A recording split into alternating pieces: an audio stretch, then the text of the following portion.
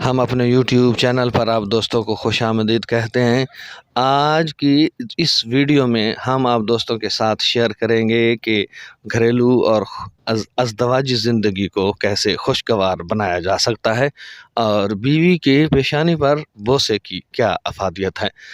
جانیے گا doctor زارون Afridi کی تحریر، جڑے رہیے ہمارے ساتھ۔ الرحمن الرحیم والصلاۃ والسلام علی رسول الکریم۔ میں امید کرتا ہوں کہ آپ سب دوست خیریت سے ہوں گے اور زندگی کی حقیقی خوشیوں سے لطف اندوز ہو رہے ہوں گے۔ تو آئیے چلتے ہیں اصل موضوع کی جانب۔ میں دعوے سے کہتا ہوں، رات سونے سے پہلے اگر بیوی کی پیشانی پر بوسہ دے دو تو یقین جانیں وہ آپ کی محبت میں مسکراتے ہوئے پرسکون نیند سوئے گی۔ بیوی کی پیشانی پر بوسے سے عقیدت پیدا ہوتی ہے۔ بیوی اندر تک خود میں سکون اور اطمینان محسوس کرتی ہے، خود کو بے خوف محسوس کرتی ہے، خود کو محفوظ ہاتھوں میں محسوس کرتی ہے، خود کو امیر ترین محسوس کرتی ہے۔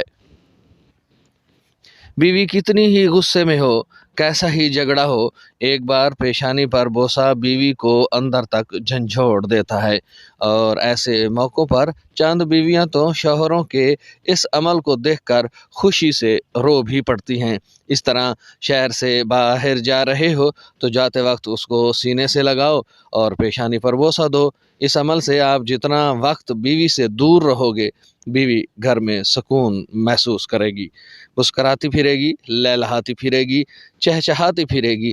اس طرح خود پر لازم کر لو کہ کھانا بیوی کے ساتھ کھانا ہے، یا کم از کم دن میں ایک وقت کا کھانا بیوی کے ساتھ کھانا ہے۔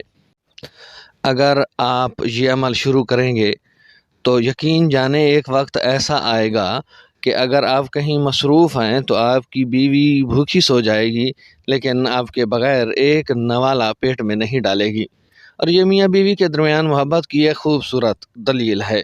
کھانا کھاتے وقت ہاتھ سے 2 نوالے بیوی کو کھلا دیں۔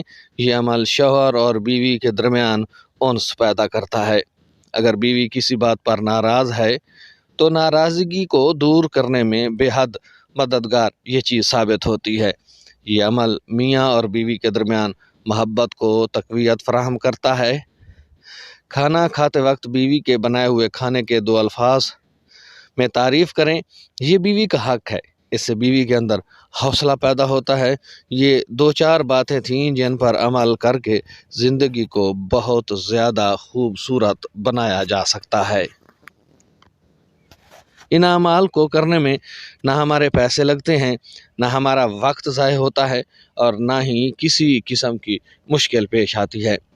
جناب، زندگی کو خوبصورت بنانا پڑتا ہے۔ خوبصورت زندگی بازار میں نہیں ملتی، خود بنانا پڑتا ہے۔ بہت سے لوگ ہیں جو انا کے اندر یہ اعمال نہیں کرتے۔ جناب، اس دنیا کی تمام تر عزتوں کو اکٹھا کر لیا جائے تو رسول کریم صلی اللہ علیہ وسلم کی نالین مبارک میں لگی خاک مبارک کے ایک ذرے کے برابری بھی نہیں کر سکتی۔ تو ذرا دیکھیں دونوں جہانوں کے سردار کا اپنی بیویوں کے ساتھ کیا معاملہ تھا۔ ہم پڑھیں گے تو ہمیں معلوم ہوگا نا۔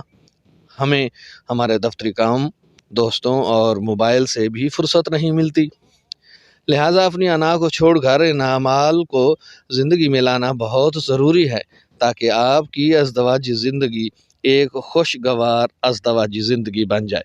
ورنہ دنیا میں کروڑوں لوگ زندگی گزار رہے ہیں، آپ بھی گزار لیں گے، کیا فرق پڑتا ہے؟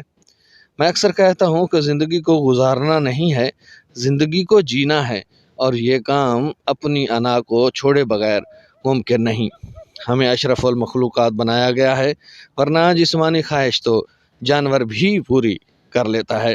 ڈاکٹر زارون آفریدی کی تحریر جو آپ کے ساتھ ہم نے شیئر کی۔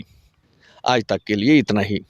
ویڈیو پسند آئے تو لائک کیجئے گا، شیئر کیجئے گا، اور کومنٹ سیکشن میں جا کر اپنی رائے سے ضرور آگاہ کیجئے گا۔ آپ کی دعاؤں کا طالب، آپ کا اپنا خان غلام مصطفیٰ بلوچ۔